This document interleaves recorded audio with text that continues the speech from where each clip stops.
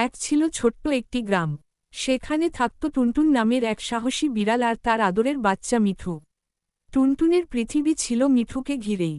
কিন্তু একদিন আকাশ গর্জে উঠল, এক বিশাল ড্রাগন নেমে এসে মিঠুকে তুলে নিয়ে উড়ে গেল অজানা দেশে। টুনটুন ভয়ে কাঁপলেও হাল ছাড়ল না। সে দৌড়ে গেল বনের গভীরে থাকা এক বিশাল, দয়ালু ডাইনোসরের কাছে। চোখে জল নিয়ে বলল, দয়া করে আমাকে সাহায্য করো। আমার বাচ্চাটাকে ড্রাগন নিয়ে গেছে। ডাইনোসর গভীর নিঃশ্বাস ফেলে বলল, চিন্তা করো না, আমি তোমাকে সাহায্য করব। সে টুনটুনকে তার বিশাল পিঠে বসিয়ে উড়ে গেল ভয়ঙ্কর আগুনে ভরা দেশে, যেখানে চারদিকে লাভা পড়ছে, মাটি লাল হয়ে ফুটছে। সেখানে দাঁড়িয়েই মিলল সেই ড্রাগনের মুখোমুখি। ডাইনোসর গর্জে উঠল।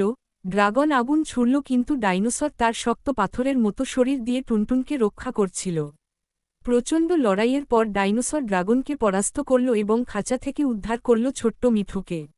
মিঠু মিউ মিউ করে মায়ের গায়ে লেগে রইল। টুনটুন কেঁদে ফেলল আনন্দে। ডাইনোসর হাসল এবং বলল, মায়ের ভালোবাসার সামনে কোনো শক্তিই শক্তিশালী নয়।